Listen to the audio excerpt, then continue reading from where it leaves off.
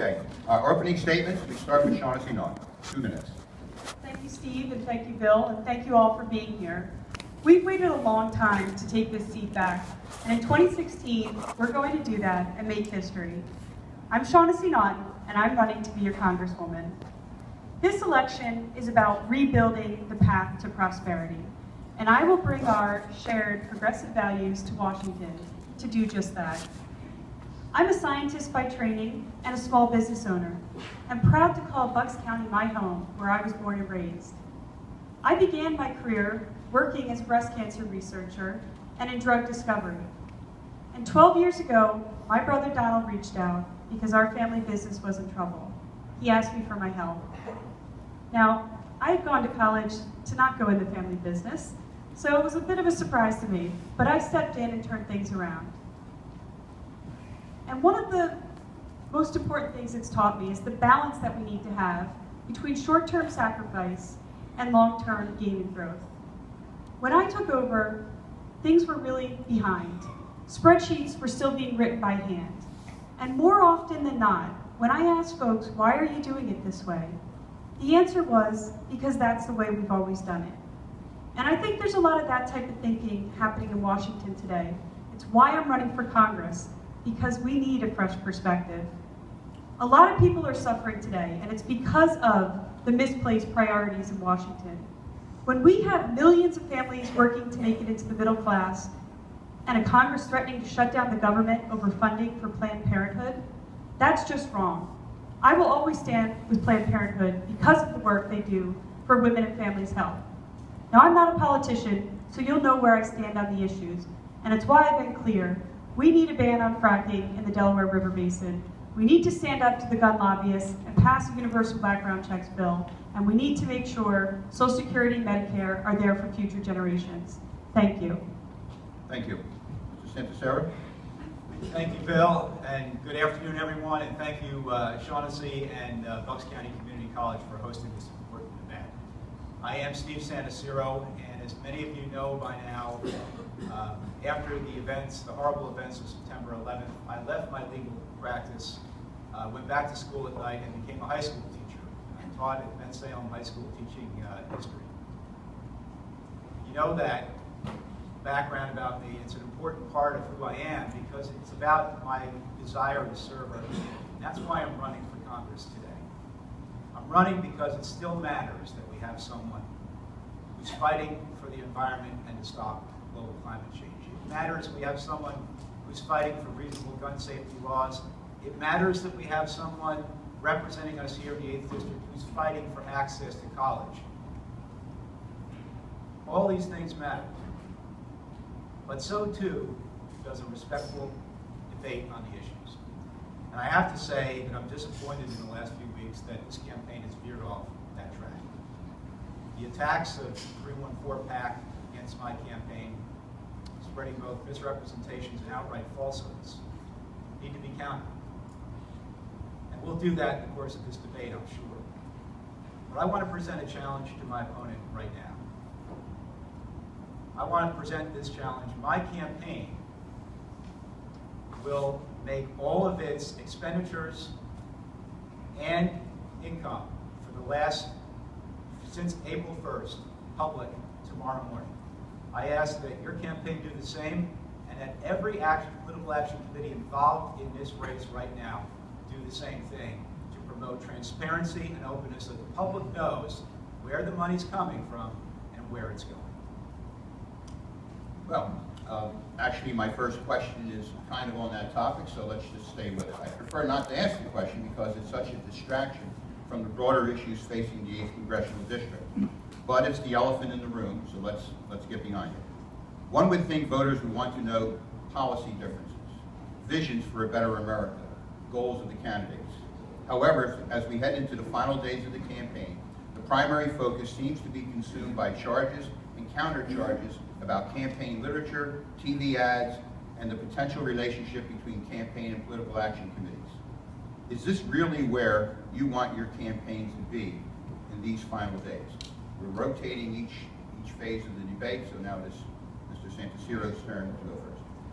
Absolutely not. We should be having a debate on these issues, as I just said. but the involvement of these political action committees, particularly when it's completely negative and distorting the record, needs to be addressed.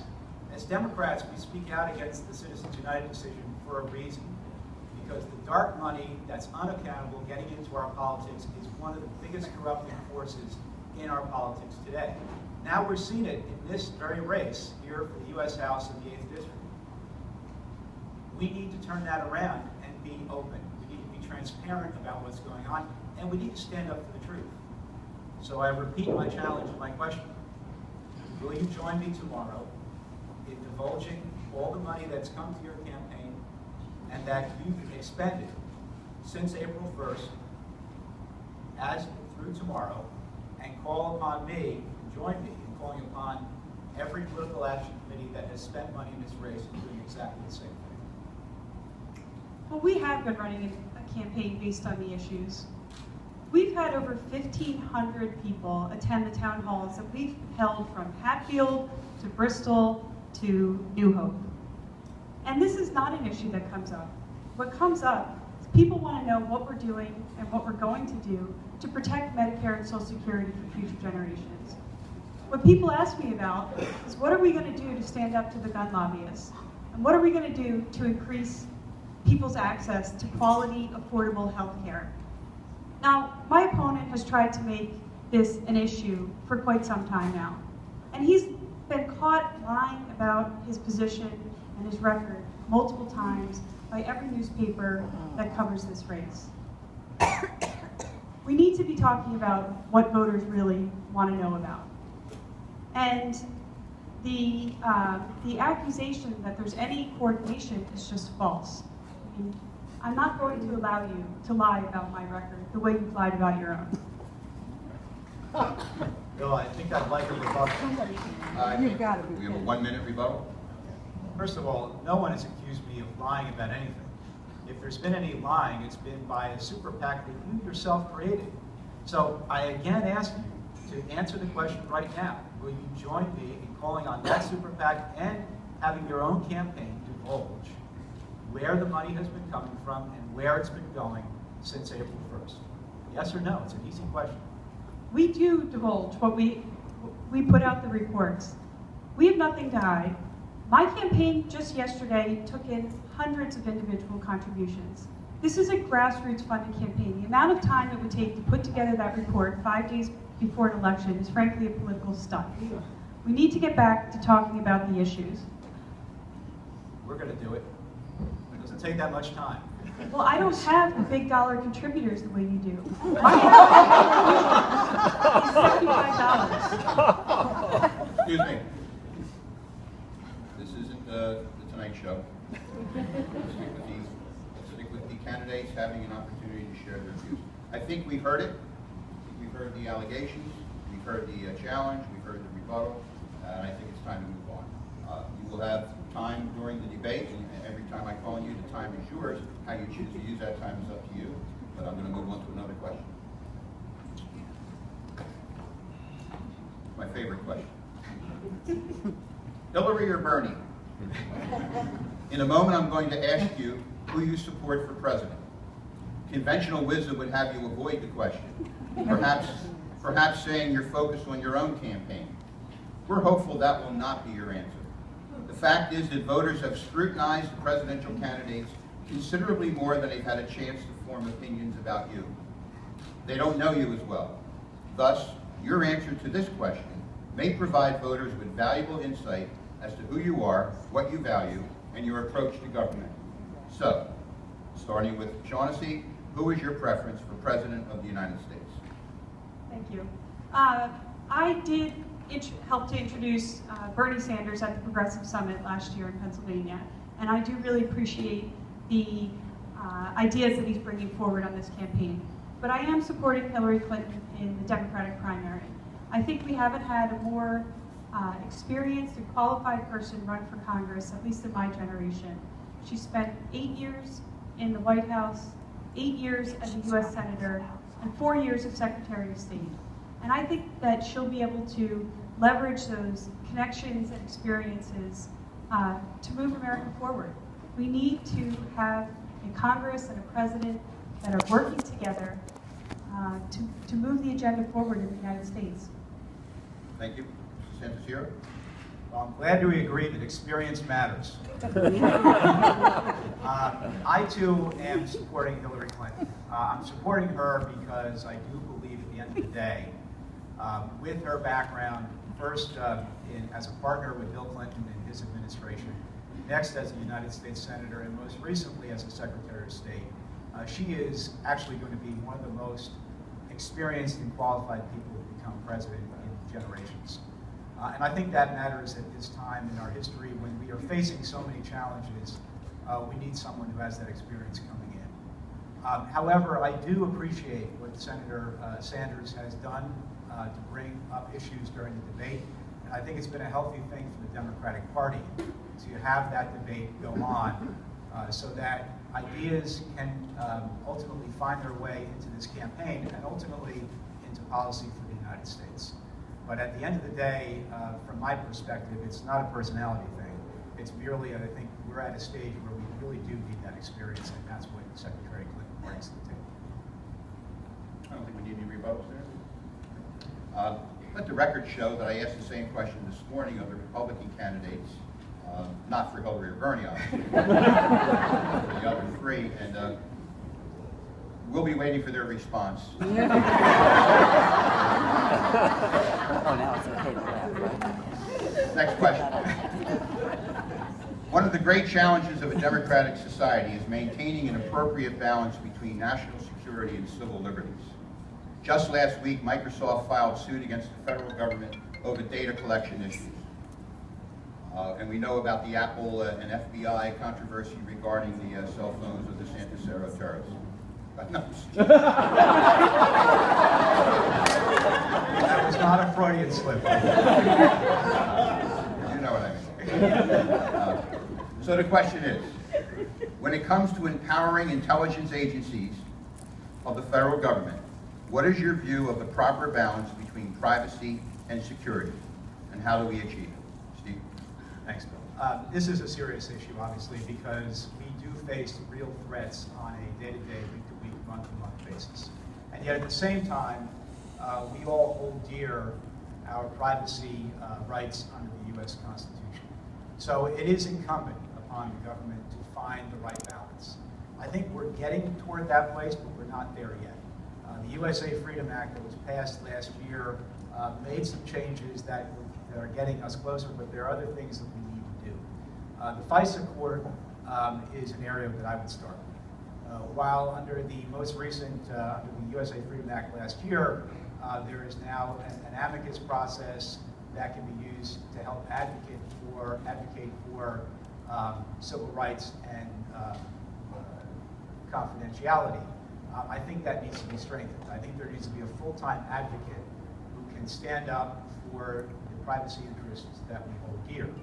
I also think that while it's great that they're moved away from the bulk collection of information, there are still problems with Act 215 under the USA Patriot Act, which was reauthorized under the USA Freedom Act last year, that I think we have to take a serious look at as well.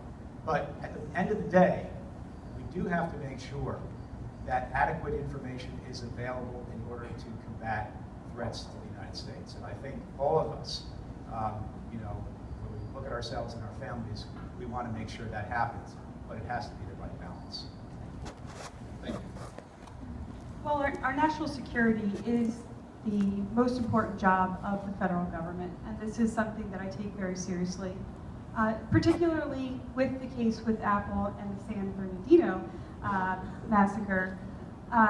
You know, the federal government was asking or demanding Apple to unlock an encrypted phone. And I do think that puts us on a very slippery slope, and I was glad to see Apple not back down over that. My concern is less with what the United States government would do, but more with some of our China or Iran and the demands that they would put on American companies in particular to have greater access to what dissidents or people that possibly disagree with the government are doing. And I think that's a real danger for us. So I think we have to have a balance. I do think that having protection for civil liberties is incredibly important. It's built into our Constitution, and it's something that we always have to be vigilant over. Thank you. Any additions? Yeah, if I may respond. Listen, the Iranians are part of the problem, right? I think what we have to really be focused on here is not what they're going to try to require. I mean, we have plenty of other governments who have different interests than we do. But at the end of the day, this question is really about what happens here at home and what happens domestically with American citizens and how we balance those important privacy rights that are enshrined in our Constitution with the security interests that we all share and know have to be addressed in order to prevent another horrific attack from happening here in the United States. Well, I think in order to prevent horrific attacks, we have to think globally.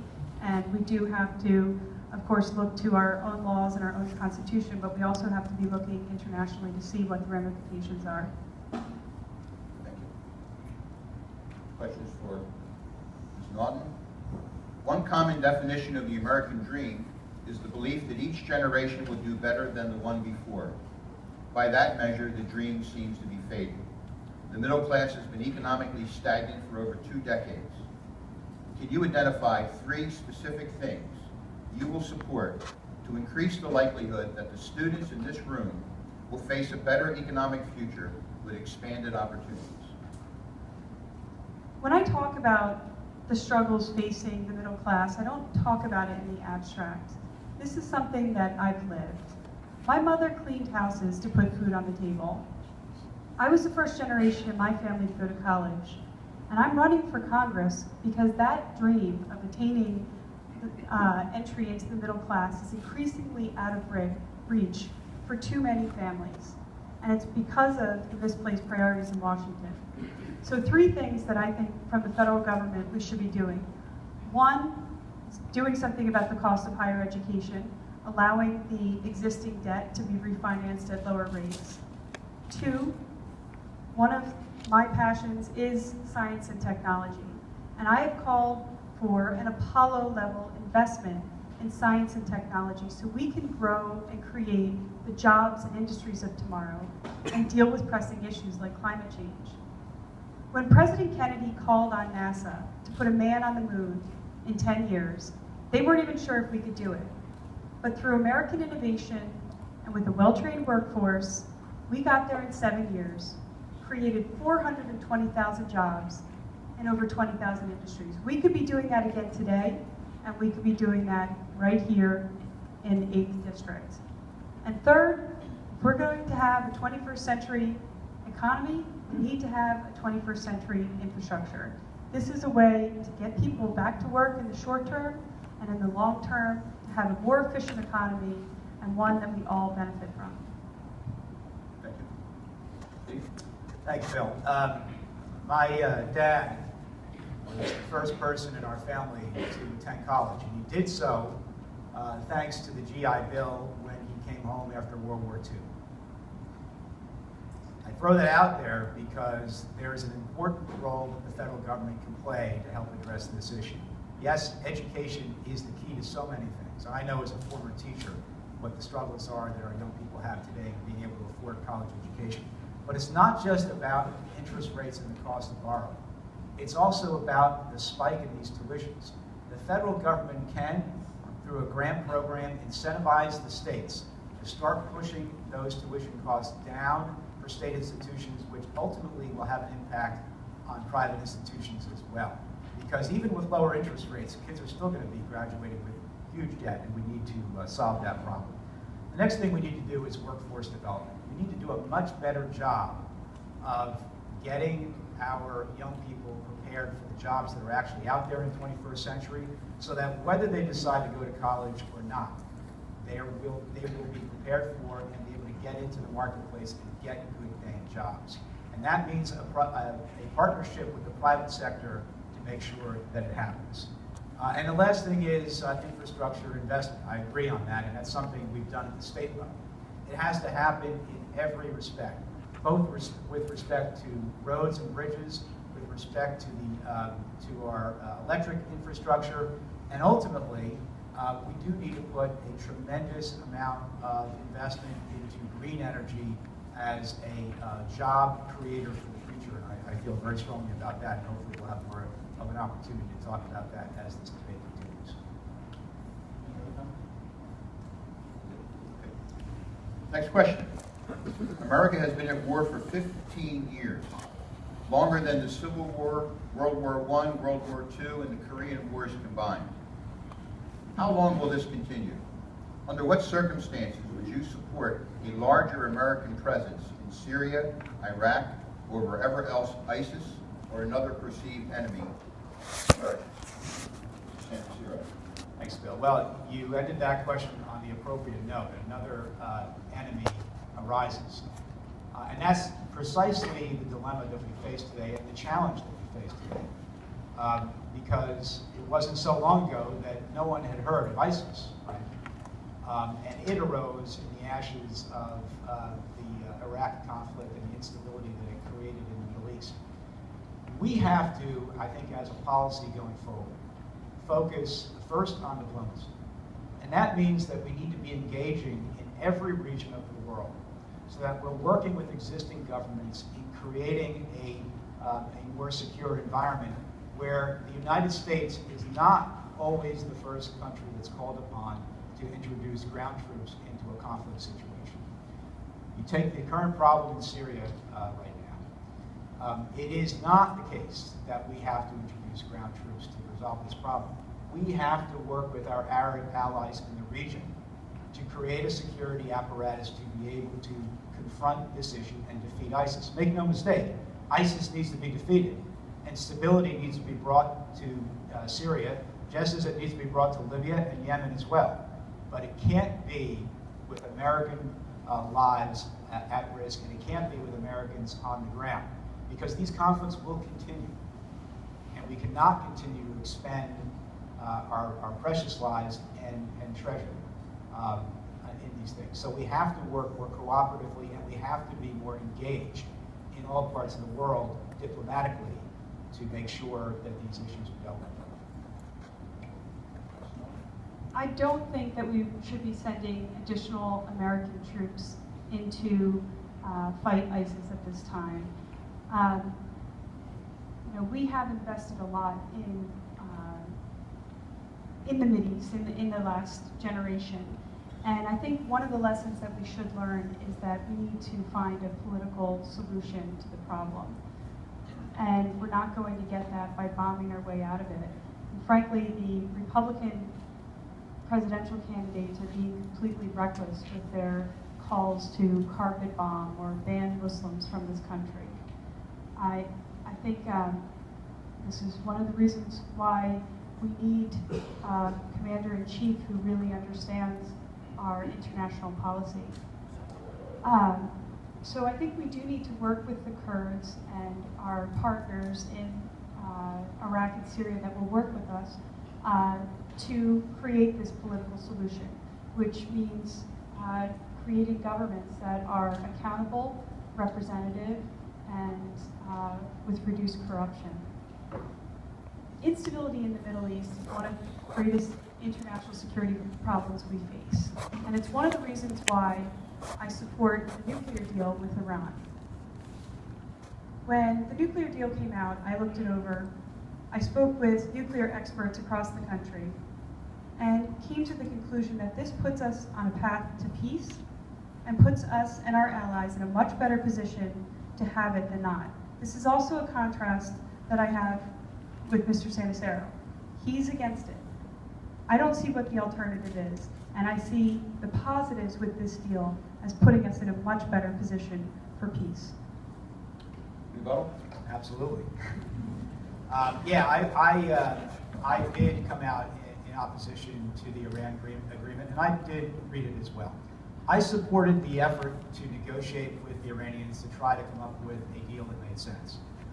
But when the consequences are giving billions of dollars to a rogue regime that has been responsible for backing terrorists, that has designs on exerting its influence over an entire region, in contrast to our interests, it seemed to me that the deal that they struck was not good enough in terms of the long-range impact on its nuclear program. Having said that, by the time, if I'm fortunate in these races to win, I take office, this agreement will have been in place for a year. So there will be no going back. At that point, we need to be making sure that every obligation of the Iranians will be met under this agreement, and we have to be scrutinizing them completely to make sure that happens, and that's what I will support doing. I would point out that every Republican presidential candidate has called for ripping up the deal.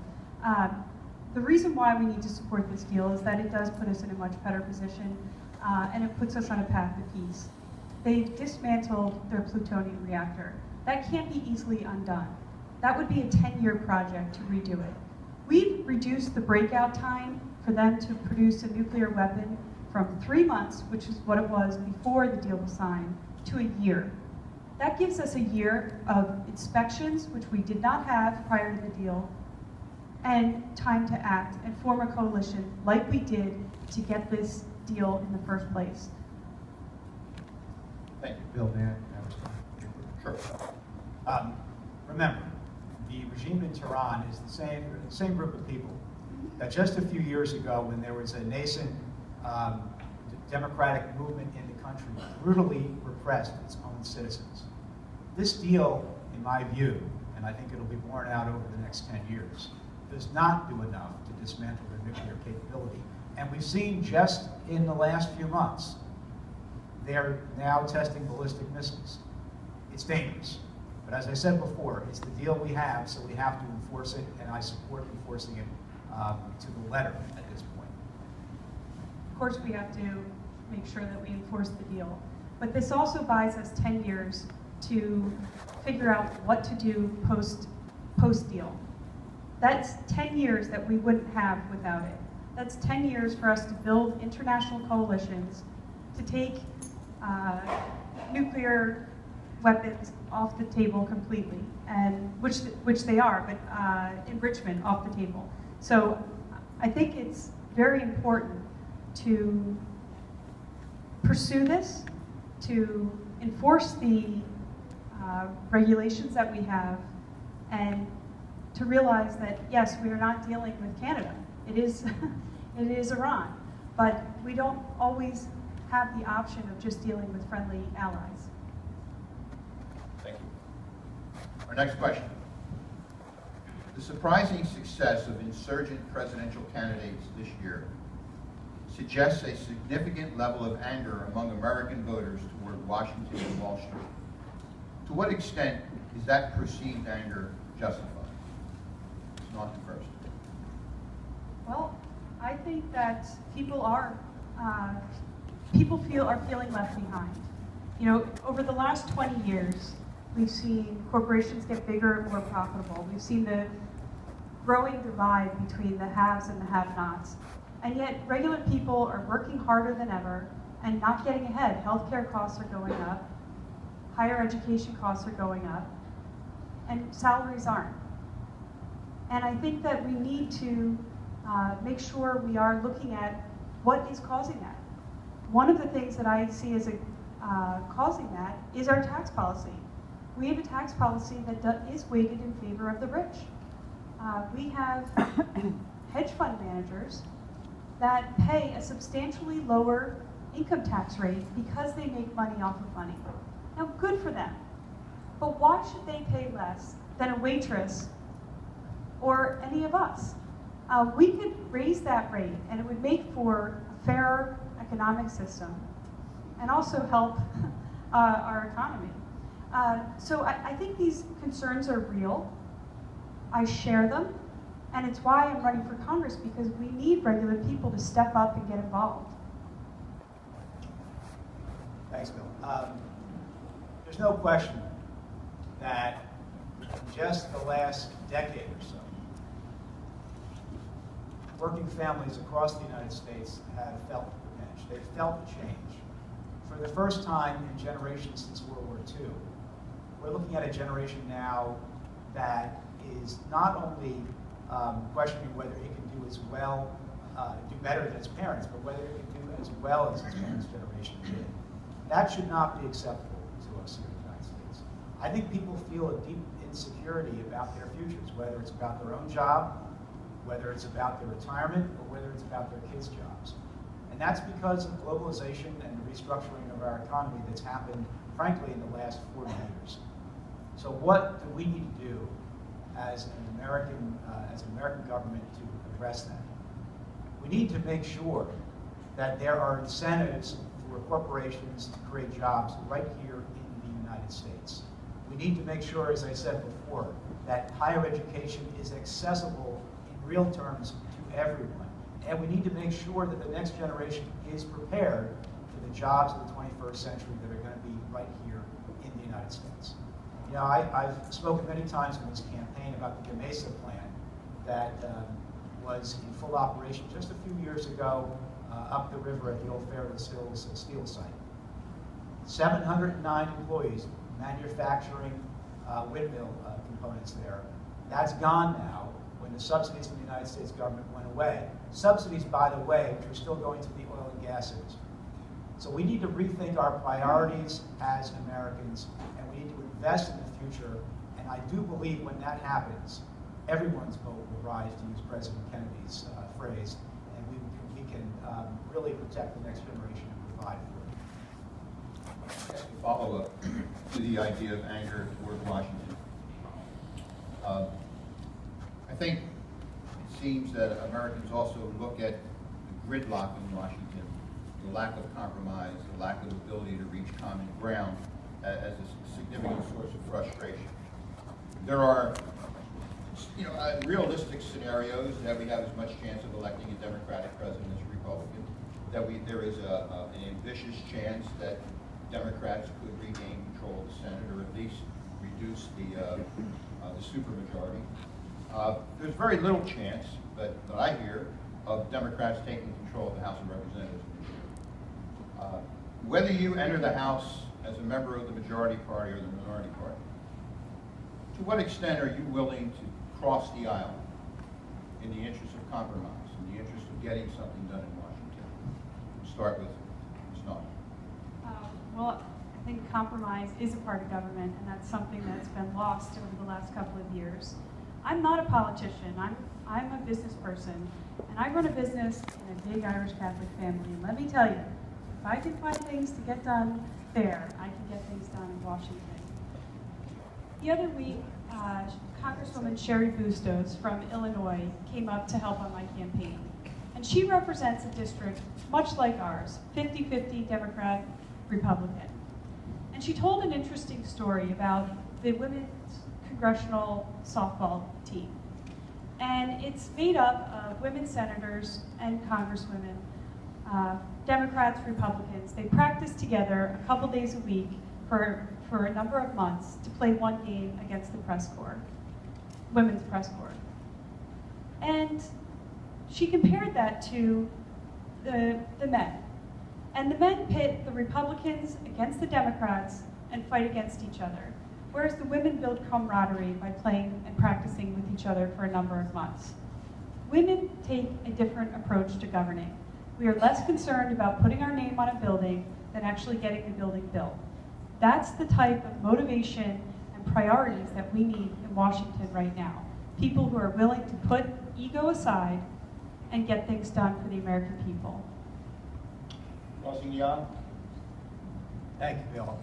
Well, let me tell you, in the Pennsylvania State House, what we do is men and women play softball together. and in fact, we mix it up among Republicans and Democrats. And I think actually that's the best approach, because that's how you really do build relationships, regardless of gender or party background. Listen, we have a dysfunctional politics at every level in the country today. And I see it in Harrisburg all the time. And I know it exists in Washington too. It takes one person to make that one step across the aisle and work with the other person and reach out with a hand. That's where we start. But I do believe with the next president, there will be an opportunity to get things done in Washington. I wouldn't be running if I didn't think that were the case. And let me tell you, in Harrisburg, as dysfunctional as it is, just a few years ago, we passed a transportation funding bill that was a proposal of a Republican governor. And roughly equal numbers of us on the Democratic side joined with our colleagues on the Republican side, including, I think, just about everyone here in Bucks County, to get that passed because we understood the need to rebuild our infrastructure that transcended partisan divide.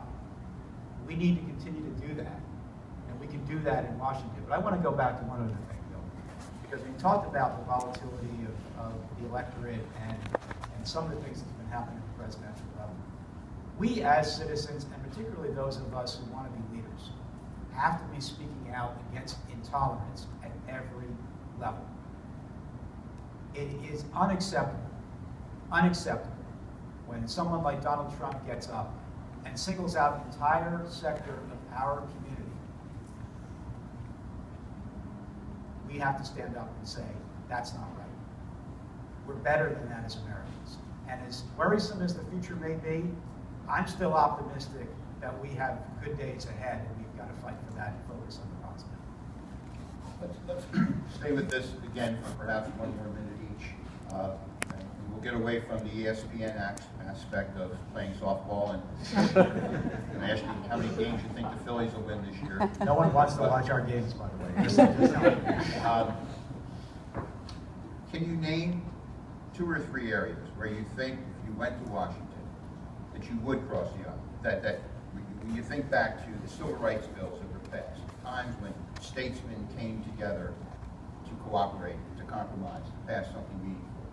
What are some areas where you think that might happen, that you would be willing to make happen? Well, 90% of Americans want universal background checks on firearm purchases. 90%. How many things can we say 90% of Americans agree on? Yet it moves nowhere. I think that this is something that we can demand from our representatives, and that's something that I would find a Republican to work with to move that forward. Additionally, what I've called for on the Apollo program, this is a way to create jobs and industries here in the United States. It's a way to think long-term about our economy.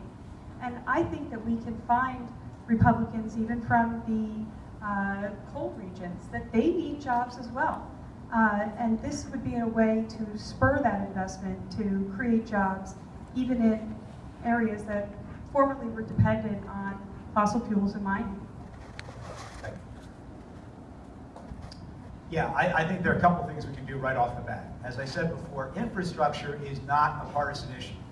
And I think there's no question that there is a recognition on both sides of the aisle that we need to do a lot more than what was done back in December, which was really just really not even a half measure of what has to happen. So that's one area where I think we can get some progress right off the bat. The issue of the affordability of higher education.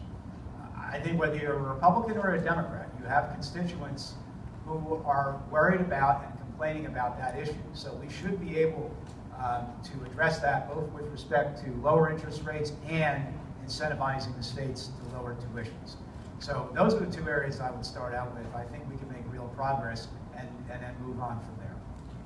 Thank you. Next question. Many members of this audience, including students, are veterans. Some national figures feel our level of failure to address the medical and psychological needs of veterans borders on a national disgrace. Have we failed our veterans? If so, how do we fix the problem? Mr. Santaciro first. Thanks, Bill. It doesn't border on a national disgrace. It is a national disgrace. These are men and women who serve our country in harm's way. And when they come back to the United States, they deserve the very best in health care, they deserve the very best in job training, and the very best in getting themselves back on their feet as civilians to pursue the American dream. You know, my dad, as I said before, is a veteran of World War II, fought in the Battle of the Bulge. And when he came back, he had the GI Bill to help him get a college education. We need to be doing more than that now for these generations of veterans, and not just the most recent, but also the veterans who we have from other conflicts and who served in the military otherwise. I know of a business owner who is actually working with the American Legion in Montgomery County to build a community center which will help veterans get back on their feet and also connect with good jobs and good training for those jobs. That's the kind of thing we need to emulate throughout the United States. It's great when the private sector is doing it, but the federal government has a very real role to play here as well. We have to make sure that it's not just talk, that we're actually putting behind that talk the action and frankly the money in making sure that our veterans are supported when they come back home. Thank you. I come from a family of service. My paternal grandfather served in World War I. My maternal grandfather was killed in action liberating Italy in World War II. My father was a sailor in the Navy, my sister a soldier in the Army. So when we talk about veterans issues, this is personal to me. And we are failing our veterans. It's why I've said, as a member of Congress, I will have a designated member of my staff to actively work with active military transitioning to civilian life, as well as our veterans, to make sure that they're getting the services and mental screenings they need from the VA, that they're getting access to their GI benefits, whether it's accessing higher education or, and that we're doing something about too many of our veterans are dying by suicide or living in homelessness. And that's because they need mental screenings and access to jobs. So I would have my staff also work actively to reach out to employers and make sure we're fitting those skill sets that they have been trained in the military. They have gotten tremendous training, and to not use those is a crime for all of us. So making sure that we get them access to the jobs so they can have fulfilling lives. Let's stay with this for another minute each. What would be your position on reducing the role of the VA and increasing services provided by private sector providers, giving the veterans the option of pursuing that? So I don't think it's an either-or proposition. I mean, I think we need to make sure that the VA is providing the services that it should be providing, and that they're doing it in a competent manner. But I think at the same time, we can encourage the private sector, as in the example that I just gave, to step up and do its part as well.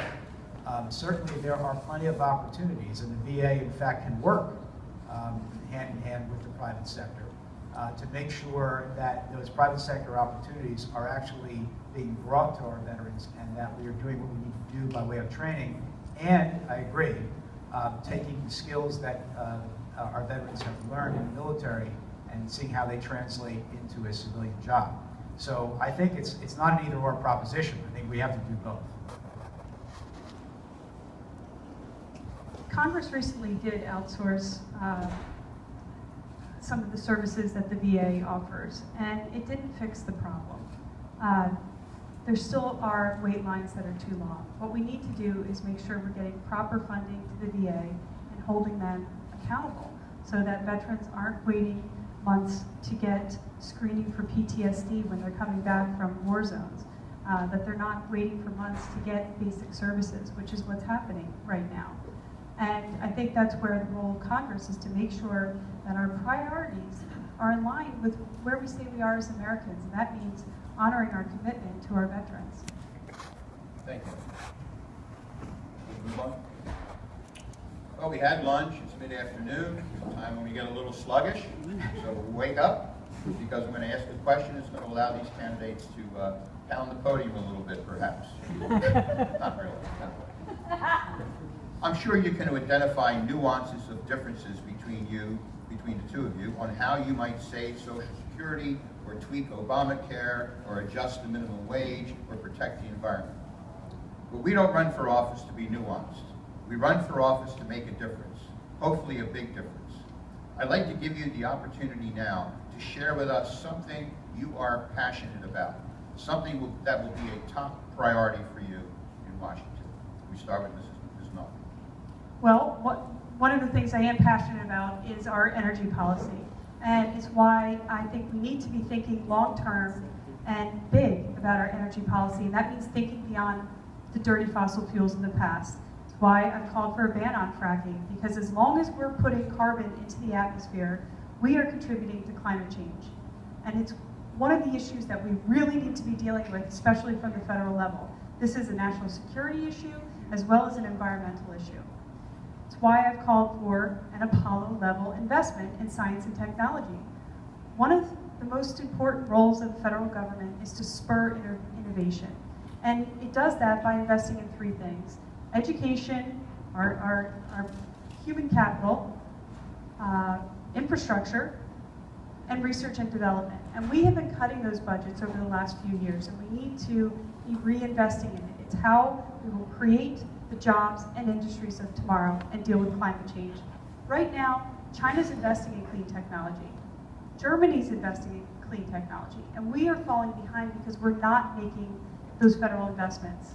And let me be clear, those jobs are not just research jobs. They're distribution. They're infrastructure jobs. They're the entire pipeline, minus the pipeline. Thank you. Zero? Thanks, Bill. Yeah, one of the things I feel passionately about is education. As a former teacher, I know how critically important it is. And there are two areas where we really need to be focusing. Early childhood education, particularly getting to the at-risk kids, because we know from the studies that the sooner you get to them and intervene, the better the outcomes are later. And you save money when you do that because you don't have to spend a lot of money trying to remediate a kid's skills later on. But then, as we said before, higher education, making it available for those students that want to avail themselves of it. And making it available means making it affordable. It's not a free ride. It's making sure that the costs are reasonable and the cost of borrowing are not as high as they are right now, so it doesn't become a huge burden on students and their families. And so they don't have to make this horrible decision about whether they want to go into debt or help go to college and hopefully get a better career. We also do need to be investing in the future, and that does include in green energy. I told you that story about Gamesa. That story played out many places across this country. We need to do something about global climate change. I believe that when the history of our era is written, it is going to be identified as the most serious question before us because it has the greatest potential to change this planet and disrupt hundreds of millions of people's lives. We have to act now. We can act now and also do good things for the economy, as was done in Gamesa, and create jobs. That investment is absolutely critical, and it shouldn't be a partisan issue.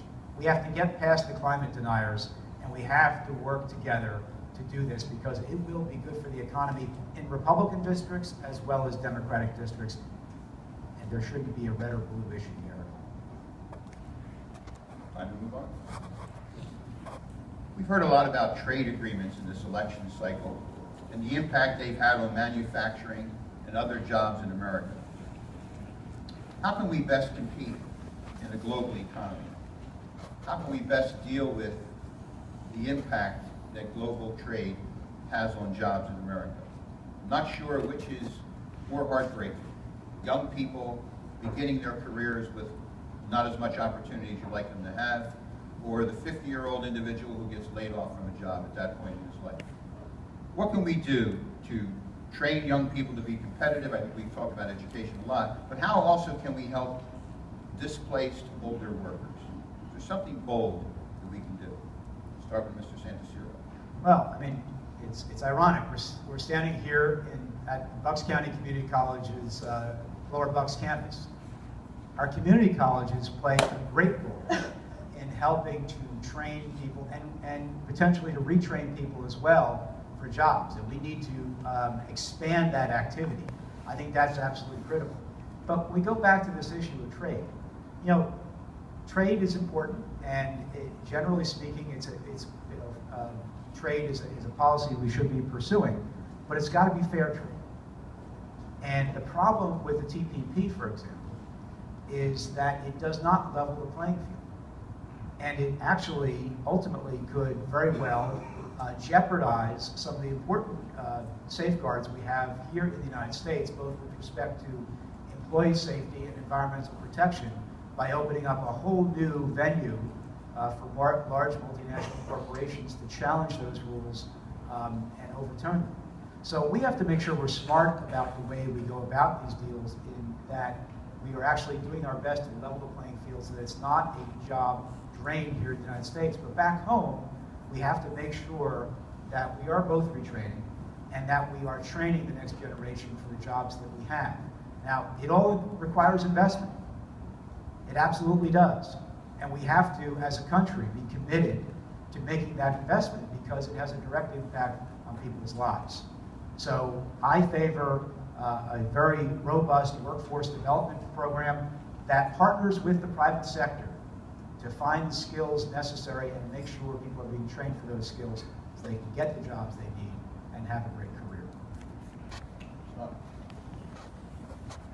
I'm not a politician, so I'm going to use my progressive values to judge trade deals. And I grew up here. I remember pre-NAFTA. And we may have cheaper microwaves now, but we have to recognize that we did lose jobs and manufacturing jobs right here in Bucks County. So I think we do have to encourage trade, but it needs to be fair. And that means looking at the environmental regulations and workers' rights and collective bargaining rights. With the TPP in particular, one of the great concerns I have is with the investor-state dispute panels. What that does is that takes, or potentially takes, disputes out of the American judicial system and puts them in front of international panels that are staffed by the same corporations they're supposed to be overseeing. This to me gives me great pause. And the fact that the United States every time in the past has always won those disputes doesn't mean that we'll continue to always win them in the future, which means that American taxpayers could be on the hook for these disputes. So I think when we're talking about trade, we need to think holistically, make sure that we keep the American worker and the American economy at the forefront of that. Just a quick follow-up, just to drill down a little bit. So, on the whole, cheaper products, fewer jobs, different jobs. Was NAFTA a mistake? Was CAFTA a mistake? Or were they good for the American economy? Well, I think it is, the facts are the facts. I mean, we have lost manufacturing jobs as a result. And it's not, I think, again, it's a false choice that we have to give up jobs to have cheaper consumer goods. You know, I think American manufacturers can make things in an efficient way that ultimately drives costs down. And I don't think we should accept this idea that it has to be taking place, manufacturing has to be taking place elsewhere. I do think we have to do a better job of identifying particularly those industries like you know, building in renewable energy, whether it's photovoltaic cells or windmills, where we actually can have an advantage, where technologically we can lead and we can, from a cost perspective, have an advantageous manufacturing sector compared to other countries. But I don't think you know, it's a false choice. We need to have a level playing field, and that means that we need to require our trading partners to follow the same rules that we do. There were winners and losers with NAFTA and CAFTA. But I think the way we are going to bring back manufacturing here and the jobs that go with it is by restructuring our corporate tax policy. Right now we have a corporate tax policy that encourages international corporations or American corporations to keep profits overseas rather than investing them here in the United States and in the American worker. I think if we simplified our corporate tax policy, we could bring some of these jobs back here and create growth in our economy here. Whether we're talking about trade agreements or tax brackets or offshore investments, money obviously plays a very significant role in influencing Congress. And I'm sure you're both in favor of limiting the impact of money on government. But let's get specific. Let's talk about campaign finance. Let's talk about political action committees, and Citizens United. What can we do to improve the system? Santaciro? Let's start right in this race. Let's make it transparent. Again, I call upon Shaughnessy to join me in calling upon any committee, any super PAC that's expended money to influence this race, to join to the two campaigns by tomorrow morning, divulging what they have raised and what they have spent, where the money's coming from, where it's going to in the last month. It's not hard. It can be done very quickly. We're doing it tomorrow morning. What we need to do at the federal level is we absolutely need to overturn Citizens United. I think the best way to do that, I hope the Supreme Court ultimately does. If the president's nominee ever gets considered, maybe it will. But we probably need to amend the Constitution to make sure it's never challenged again, the ability for Congress and the states to put hard limits on what can be donated. But I also think we need limits on what can be spent. I really do, because if you don't have those limits on what can be spent, we've seen it at the presidential level. The campaigns just ignore the public financing, and the money keeps flowing in, and there's no change. The money needs to be taken out of politics, and the best way to do that, I happen to think, is a system of public financing with strict limits on what can be spent. But that's going to require all of you to help out.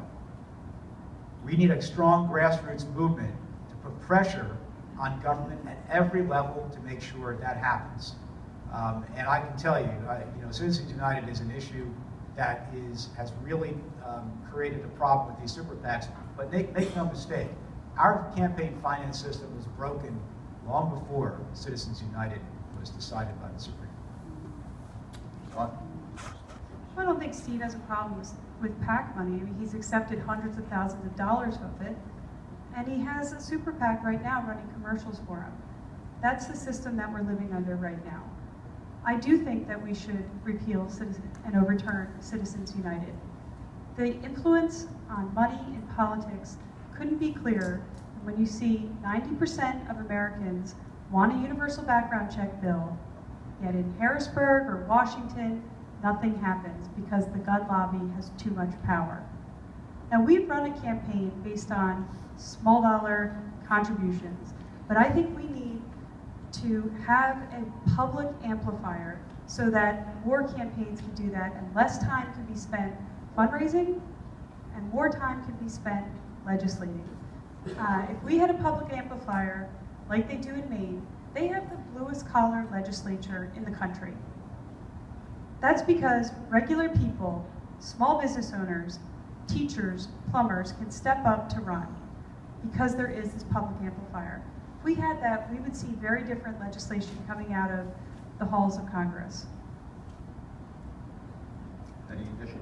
Yes, please. Yes, I've taken a PAC check or two from United Auto Workers, United Steel Workers, many of the Philadelphia trades, because I stand with organized labor and they stand with me. I never take money from any organization that I don't agree with. PAC checks are different than a super PAC.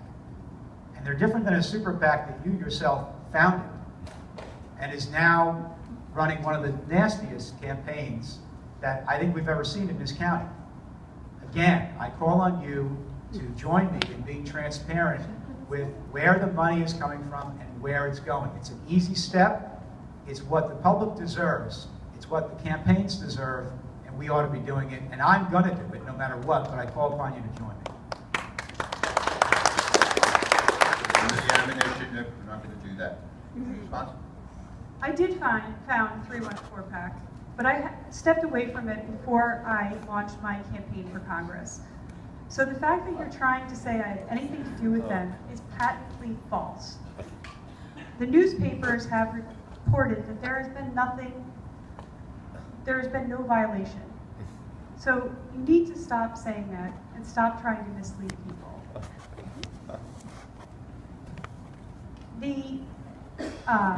Frankly, the mailers that 314 PAC are sending out, I don't appreciate.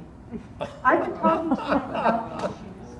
And your personal attacks on me, my family, my business over the last year have been horrible.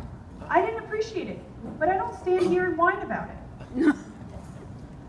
If I may respond, Bill, I have made no personal attacks on you or your family or anyone else in your campaign. The fact of the matter is, one of your key campaign workers was paid both by the campaign and the super PAC as recently as February. Now, I think people want to know, where's the money coming into that super PAC now? Where is it getting its money? And I think being transparent and providing that information now is a reasonable request and something we ought to be doing. This is, you know, these mailings, let me tell you, when my kids saw the most recent one with some of my teeth blackened out, how do you think they felt about that? We need to get past this kind of politics. And it's important we take that stand now and are transparent about what's going on. And again, I ask you to join me in making that stand. This is really a distraction from your own failures. You put out mailers saying that you passed the universal background check, that you wrote the universal background check law in Pennsylvania. Well, guess what? We don't have a universal background check law in Pennsylvania. You were purposely misleading voters into thinking that we did. You put out a statement calling me a Tea Party Republican. To me, that sounds like a personal attack. You put out a statement saying that you passed 54 bills into law, when in fact, you eventually had to admit the number was 0. So this is all just a distraction from your failed record in Harrisburg. Bill, if I have to... Here's what we're going to do.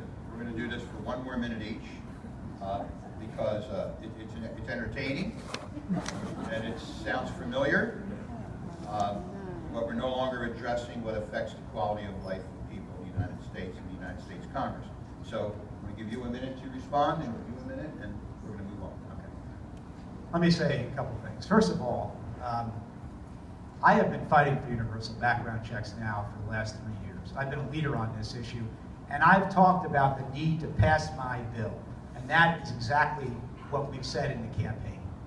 You know, as for the bills, I have co-sponsored 54 pieces of legislation that passed. I've had 2 other pieces of legislation, one of which became a law through another bill, and another of which was adopted as rules of the House.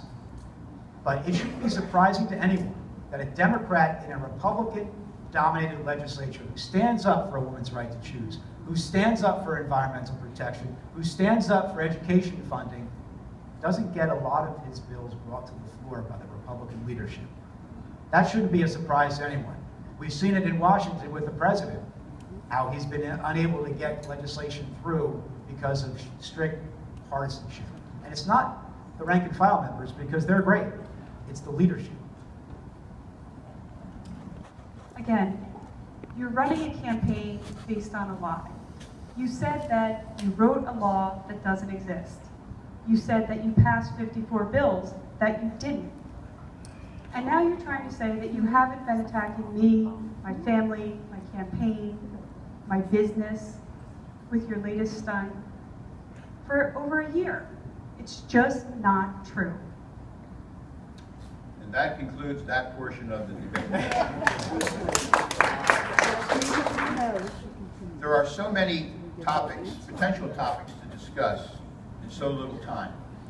If history serves me, each time one of these debates ends, I get 40 or 50 emails that evening or the next day admonishing me for not asking one question or another about a different topic. So this is my get out of jail free card. I'm going to give each of you 2 minutes to talk to us about any issue you'd like to discuss that has not been raised yet. And we start with Ms. Nolan. Well, thank you. I think one of the biggest challenges we face is the cost of health care in this country.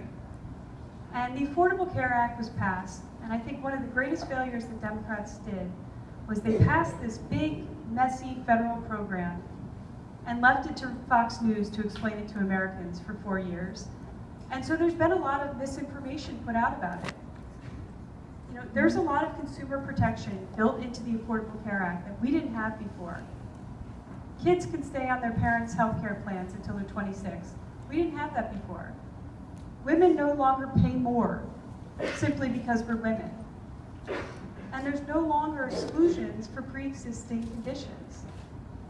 A woman that I know in Doylestown had a blood transfusion when she gave birth to her last child 40 years ago. Contracted hepatitis B. She's self-employed, she's always bought her own health insurance. And during the 2008-2010 economic meltdown, it became a choice between paying her mortgage and paying her health insurance premium. And so she went with her mortgage, knowing that she was never going to qualify for health insurance again until she was old enough to get on Medicare. Think about the choice. That choice doesn't exist anymore because of the Affordable Care Act. Because of the Affordable Care Act, she now has health insurance, she's been cured of her hepatitis, and she has a much more stable economic future. That's something I'd like to improve on for more Americans. Thank you. Thanks, Bill. One of the things we haven't really talked about is the other aspect of this job. And by that I mean everything we do down in Washington and these national policies that we've been talking about are absolutely critical. And we need to make progress on these things. But it's also important as the member of Congress representing the 8th District that we have someone who's fighting for our communities back home. Because that's the other piece of this legislative job. It's no less true at the state level than it is at the federal level that we have to focus on. As your member of Congress, I will work every day to help our communities back home. I'm going to create an office of community service within my district office that will focus solely on the needs and the challenges that our communities here in Bucks County face. I will also work tirelessly with our local, state, county, and federal officials to make sure that we are doing everything we can to bring investment dollars here into the 8th District so that we can create good paying jobs so that the next generation doesn't have to move out and look elsewhere for their futures. These are critical things that we need to be working on. As a state representative, I've done this in my legislative district. One of my legislative victories actually was over in New Jersey when I lobbied them when they passed that ridiculous residency law for public employees to make sure that they grandfathered existing employees in, because we were going to have thousands of people throughout Bucks County who at the worst part of the recession were going to have to choose between their jobs and their homes. Our congressman has to be a strong advocate for our communities, and I will be that. We have one last question, and it's really just a yes or no answer. I know usually candidates don't like those kinds of questions. This is an easy one. It has been our proud tradition at the Lower Bucks campus of Bucks County Community College to host congressional debates in every election since 2006. Will you do us the honor of returning for another debate in the fall if you win on Tuesday? Does absolutely qualify? That's what I'll say. I plan on it. Wonderful. Thank you. We look forward to seeing at least one of you. I think that's how it's going to work. While we give the candidates a moment to gather their thoughts for their final closing statement of 1 minute, I'd like you to join with me in congratulating them for, again, offering themselves to the voters, putting themselves through the rigors of a campaign. To them and their families, on behalf of the college, we thank you.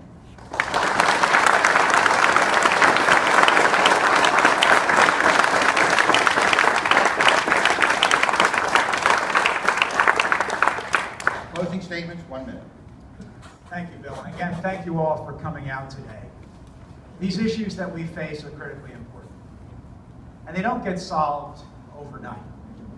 Change often takes time. We've seen that throughout our long history as Americans. But we have to be optimistic about the future, because when we lose that optimism is when we condemn ourselves to a dark future. And I won't accept that.